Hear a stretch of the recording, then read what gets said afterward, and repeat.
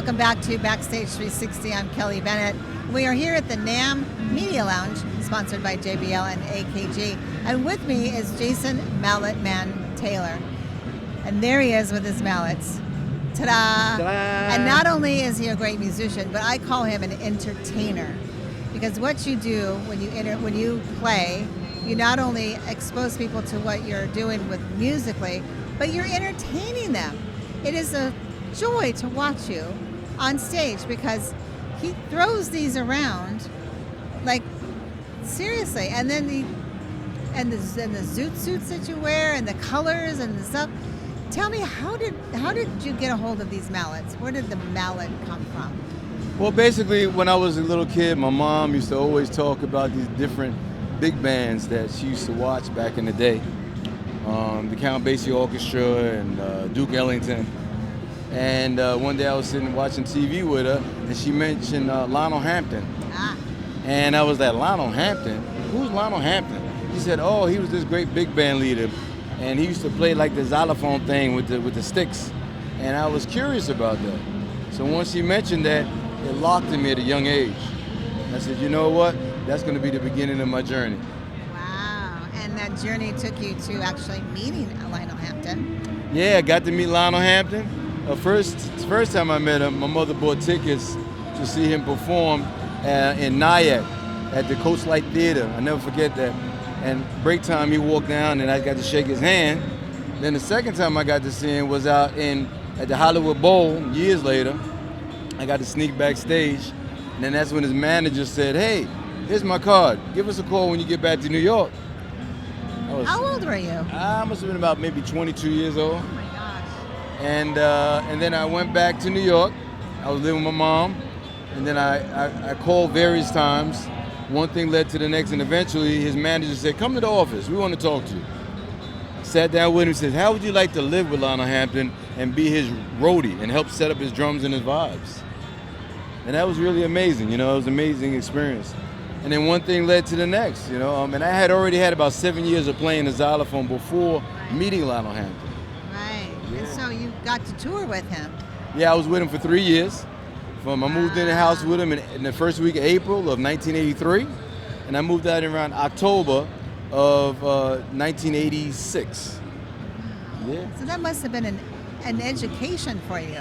Oh, and phenomenal. I was backstage with Sammy Davis Jr., running into Sarah Vaughan, Miles Davis. I broke up a little, I broke up a little dispute with them one time. I know people, I'll put that on the podcast. That's to be other. I can tell you a little story about Lionel Hampton and Miles Davis. But long story short, it was a blessing. And I also started my record company at the same time while living with Lionel Hampton. Wow. And it's called Mallet Records. So where you are today, you're making music, doing shows, and you got so much going on. What's happening today? Well, basically I got 3 great things happening this year for 2026. Yeah. My goal is to keep real music alive. It's important to save music. I feel we need to save music because of the instrumentations. Right. And so I got a project coming out, my first ever. I got a comic book. Wow. Yeah, I got signed a deal, and Mallet Records is collaborating with an illustrator. Malletman Saves Music. And we got a comic book called Malletman Saves Real Music. Save Real Music. So I don't care about the genre, but in our day we had Chicago, Mandrill, Jimi Hendrix, Grateful Dead, and David Bowie, all these people have left, and now everybody wants to push a button, and I'm not saying this 100%. Right. But you and me both know, and the audience knows, that there's a good 75% out there that are trying to find an easy way out. They want to push a button. They want to sample, Janis Joplin's voice. They want to sample, Sarah Vaughan's voice. The real art. I'm spiritual. Right. So my thing is that we all have a gift that's planted in us. And it's important to realize that we must concentrate on saving the world through instruments. Music is therapy. Right. And I feel that healing. And healing, yes. Music, music and yoga, they say. You go to any doctor, if you're sick, you got a heart attack, first thing he'll say, listen to some music and, do some yoga or karate. You know what I mean? So I decided to save the world as Malletman. Is this for children? This is for all ages. Okay. If you want to sit down and take the time to understand my mission, Right. it shouldn't really be about one. But I think more people tend to pay attention when you're animated, Yeah. or if you're doing something that's, phenomenally crazy. Ah, Right? That's really cool. So that's one of my projects. Okay, that's one project. Continue. All right. The next project, I'm about to go back into the recording studio with my protege, which you interviewed him last year. Yes. Well, I can't say protege, but he's his own man, Divine Touch Allison. Phenomenal keyboard player. He's backing up Lisa and Cult Jam and Dave Kaz, various. So he's part of my record company. He's my musical director and producer. So we're going to go into the studio starting next month. We're flying into New York, and we're going to work on my new single. And the engineer and producer that's going to be with us is Rick. I forgot his last name. We got a nickname for him, but he's the producer and work with Busta Rhymes. Oh. Yeah, so he worked with Busta Rhymes. We're going to go back in there, knock this single out of 2 songs. That's my new project that I'm going to be working on. Wow. That's number 2. Number 3. And number 3, I'm about to have a new concert that I'm working on. And this concert will be in the first week of September. Look at our website, www.maliceplace.com, to know the exact date. But it's going to be the first week of September, around Labor Day weekend, and it's going to be at the Charleston Arts Center. In Vegas. In Las Vegas, yeah, Okay. Las Vegas, Nevada. So we're making a comeback. But my goal is every time I hit the stage, my goal is to make sure that we give our Lord and Savior, Jesus Christ, the Almighty, give him the praise, and then make sure that we pull out our instruments, guitar picks, drumsticks, whatever it is, in this case mallets, and save the world. Yes. We need it right now, Yeah. my opinion, Through music. through music. Yeah, that's awesome. Where can people find all of your stuff? Are you on social media? Yeah, they can find on social media, on Instagram, Mallet Records, the tag at Mallet Records. You can also go to my website, www.maliceplace.com is the website. And also I'd like to thank the company I endorsed as an artist, JBL? JBL, AKG JBL. It's a whole family. So I'm honored to be part of this family as an artist, trying to save the world any way I can, and more than happy to listen to anybody's ideas that'll help to put more water into the sponge, Yeah. not a brick. Our generation, we tend to be a brick, but I feel that if you stay strong and you give God the glory, then Malletman can tell his story. Yeah, oh, that rhymes. So, last question. How did you get the name Malletman? Oh, I got the Malletman name is really weird because when I was going to school, they're very expensive. Drumsticks were about $3 or $5 back in the day, but mallets cost anywhere between like $20 and $30 a pair. And when I was going through school, I didn't have a budget. I used to work. My mother made me go working at McDonald's and Wendy's, and so I had a tight budget. So anytime I had my mallets, I would carry them any place I went. So when I was going to college, my second year, I stopped in Berkeley School of Music in Boston. And during that time, all those cats, Jeff Tane Watts was there, the late Kenny Kirkland was there, and Branford Marcellus was there. So when he used to see me all over the place, he called me Mallet Head as a joke. Oh, they go Mallet Head, they go Mallet Head. And after a while, he just called me Mallet. And then one thing led to the next, and then this is how this whole Malletman thing got developed. Okay. And then it expanded to my sneakers. I got the Malletman sneakers on, Wow. and I got the Mallet hat. And if you want to come to the Mallet world, then you can go onto the website, maliceplace.com. And it's really funny because everything that I do is like the children's version. I just dream it and fantasize, but never realized that as an adult, I'm making this a reality. So I said, you know what? Might as well keep going. Keep going. Because you know what? Always remember, vision without execution becomes hallucination. That's right. That's a great ending. So go to malletrecords.com or Mallet's Mallet's Place. Place. Mallet's Place? Mallet'splace.com. That was an S. Okay, Mallet's Place. MALLETSPLACE. Okay, .com. .com. And you too can get some tennis shoes. Yeah, and you can get some Mallet sneakers. Thank you so much for stopping by. Oh, thank Such you a so pleasure much. all the time. And listen, Kelly Bennett, the best host and public relation person in the world. Behind 360 backstage. Thank you so much. All right. 360, we love you. Malletman's here to save the world. Thank you so much, sweetheart. Oh, thank you so much. Lots of success. And thank you for watching. Don't go away. Please stay tuned for more interviews. We'll be right back. Hi, and welcome back to Backstage 360. I'm Kelly Bennett. We are here at the NAMM Media Lounge, sponsored by JBL and AKG. We're here talking to Byron Nemeth, and he's with the Byron Nemeth Group. And from what I learned about you by looking at your website, you are a guitar virtuoso, but also instrumental, but also a vocalist. Yes, thank you so much for having me, by the way. I really appreciate it. Thank you for having me. It's wonderful. Yeah, I started playing guitar when I was very young, instrumentally. You said 5 years old? 5 years old. That's when I started playing guitar, correct. And then I was teaching all my friends by the time I was 16. And then by the time I turned 18, I turned it into a career and started teaching professionally. And I've been doing that ever since as one of my careers. Wow, so you're part-time teacher then? Yeah, part-time teacher. Yep, I do that. And also, obviously, I play out with my band. And I'm also heavily involved in technology. I build really high-end websites. So I put that all together, yeah. That's very cool. But you didn't start out the sound that you have right now. It's more of a hard rock instrumental with some vocals. Correct. My sound has evolved throughout the years, and where it sits at this moment is with a 5-piece band playing, hard rock, all original music, and it's sounding really great. It's in the style of what I would consider very roughly in the style of like Van Halen, Rush, that type of flavor, that type of feel. It's heavy music. That's not extremely heavy, but it's heavy music. That it certainly is hard rock, borders on heavy metal, and it's just slightly progressive with a lot of really good hooks and great vocal choruses and blazing guitar. Awesome, but you didn't start out that way. No. You were trained classically. I was trained classically, yeah. I studied classical music at first and then went into flamenco music and then went into instrumental rock fusion.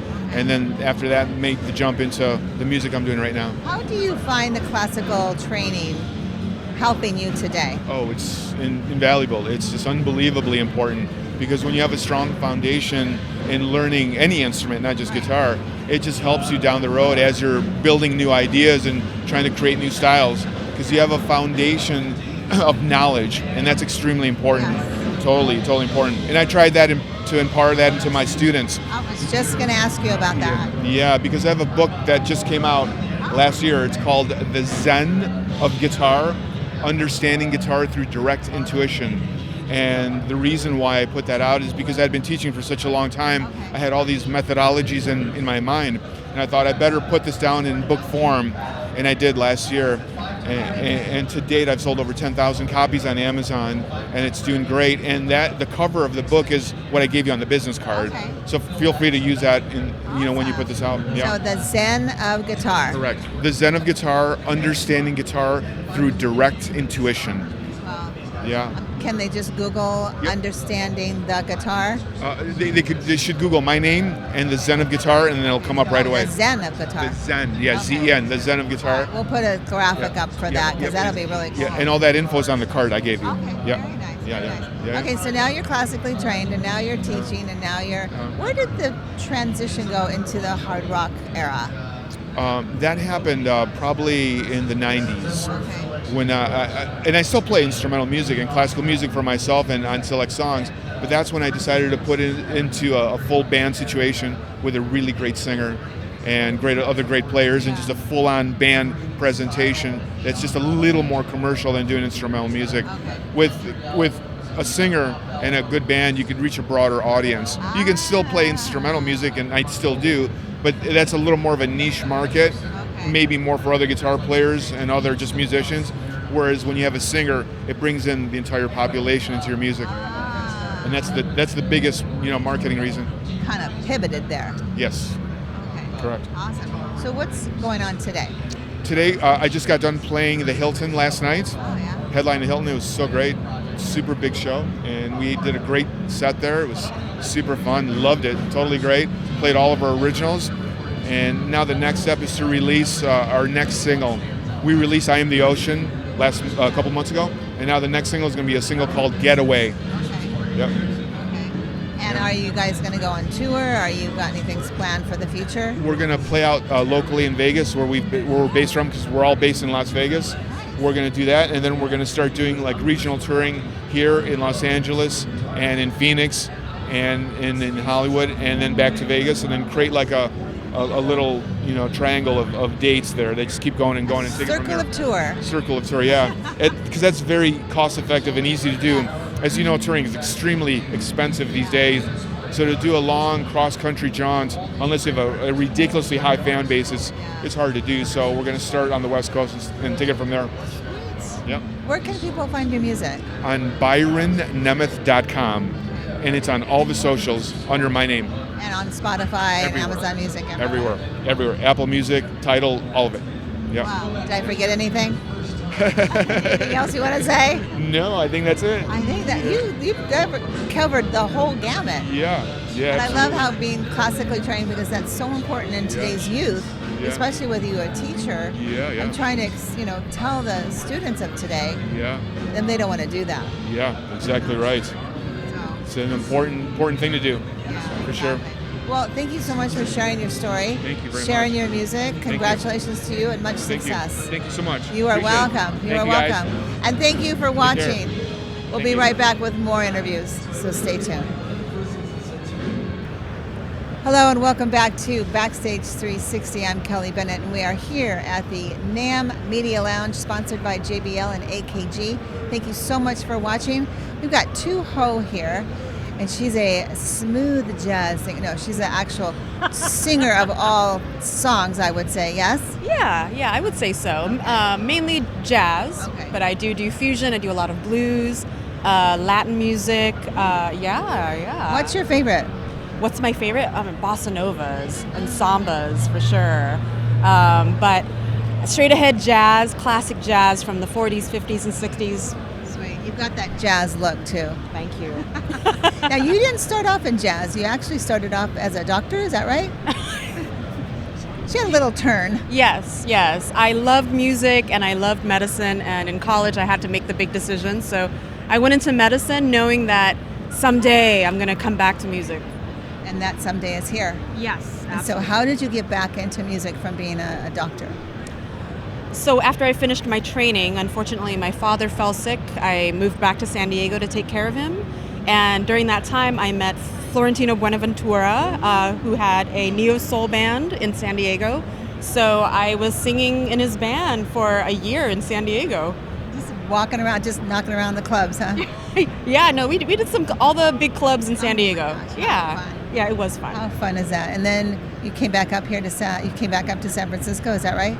Yes, so I trained in San Francisco. My husband was in San Francisco, so I went back up there and was a full-time doctor for a year and realized that I needed music back in my life for that balance, for my own sanity and happiness. And it became a very symbiotic relationship where each field really enriched and healed the other side. Yeah. And so I do part-time endocrinology and part-time jazz singing all around the Bay Area, LA, San Diego. I've been to Nashville. I've been to New York. I'll be back in New York in February of 2026. Do they dub you the singing doctor? No, they don't. I think we need to have, this is the singing doctor. Thank you. Patients must really love you. I usually don't tell them because I want them to just see me as a healer. But That music does heal. yes, music does heal as well. That is correct. Yeah. Well, let's talk about your music now. So you write songs, right? So tell me about how you go about the process of writing and how do you get the inspiration? Oh my gosh. Inspiration can come at any time, at any moment.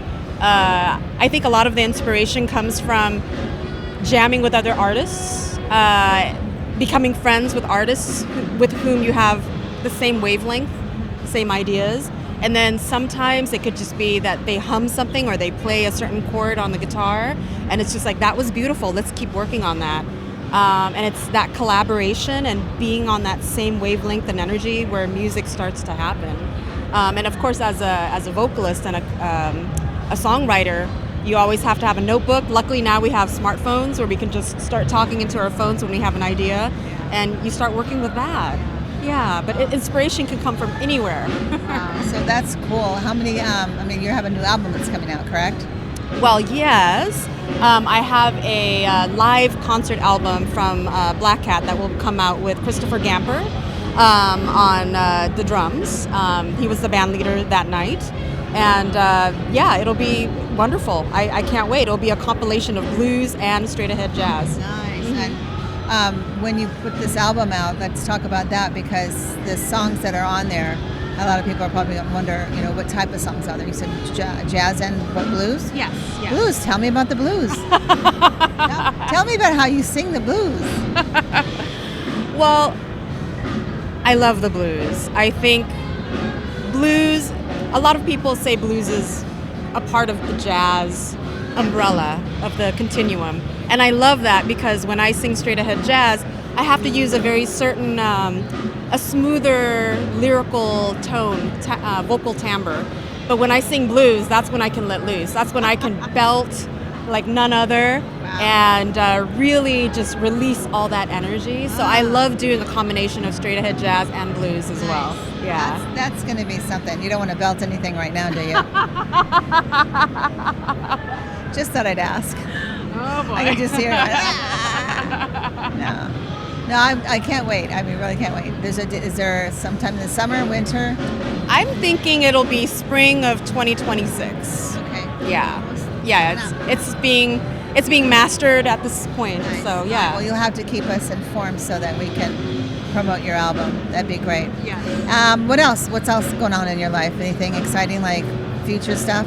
Well, I'm also working on an album of new music as well. So a song that I wrote called Coffee Cup that should be released pretty soon, about enjoying all the little things in life, including just being around your loved ones, even if they're just singing a tune to you or pouring you a cup of coffee. Looking for the coffee right now. Me too, I know, it should be here already. But everything should be never taken for granted, even those little moments. Exactly. Yeah. Where can people find your music? You can go to www.tuhomusic.com. You can also find me on Facebook, Instagram, and TikTok. Okay, and spell that. Is it T-H-O? THUHO music.com. And you can also find me at Tufong Ho on Instagram, or Tuho Music on TikTok and Facebook. Okay, and you're on Spotify and all the other platforms? Absolutely, yes. Fabulous. Well, thank you so much for stopping by. I have to say, you are a smooth interviewer. Yeah, thank you very much. Well, that's it here. Thank you so much. Congratulations. Thank you, Kelly. Thank you so much for watching. Don't go away. We've got more interviews coming up. Hey, this is Jason Malletman Taylor coming to you live from the AKG JBL booth here at NAMM. I'm here as I'm around doing this great interview here. Great to be part of Backstage 360 as we got it going on, singing the same old song as I swing in my mallets, trying to do what needs to be done, keeping real music alive.